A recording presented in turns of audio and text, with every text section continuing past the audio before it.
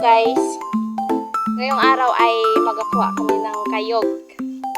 Bali dito kami sa Katunggan. So, let's go. Kayog ay kailangan ko ay matan.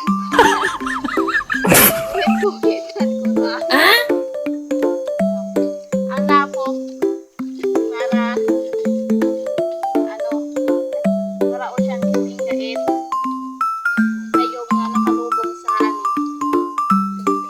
Kasama ko pala dito mga loves sina Auntie Winnie at yung kapatid ko.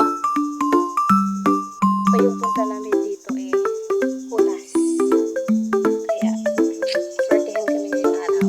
Mahirap pala to mga loves. Habang tumatagal pala mararamdaman mo na yung sakit ng baywang mo. Tapos hindi mo pa maiwasan na makaapak ka ng mga matutulis na bagay. Kagaya ng mga yero at yung mga matutulis na mga kahoy.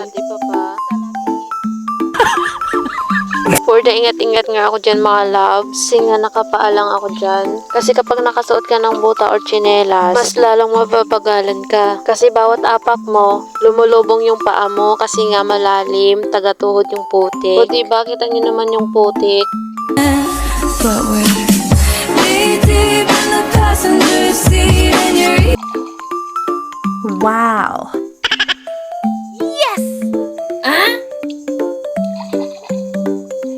Oh.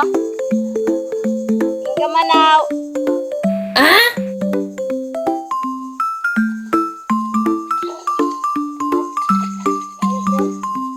Madami-dami na yung kumabi. So ito na yung nakuha kong kayog.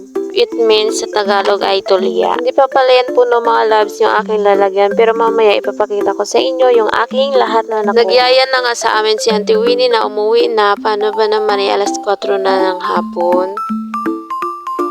Ito na pala mga loves yung nakuha kong kayog. O diba napakadami. Sulit yung experience ko mga loves sa pagkuha ng mga kayog. Lalo kung whole day pa kami doon. Mas madami pa yung makukuha ko dyan. Bali yung kina Auntie Winnie ay pinagpabalot na nga niya para ipadala kina Lola. Yung kalahati daw ipapalit niya ng tabako. O diba tabako is life. Yung sa akin naman ilagay ko na sa sako at baka imabawasan. Uy, damot ko girl. Char. So iyon lang ang update ko sa inyo ngayong araw. Maraming salamat sa pagpapanood.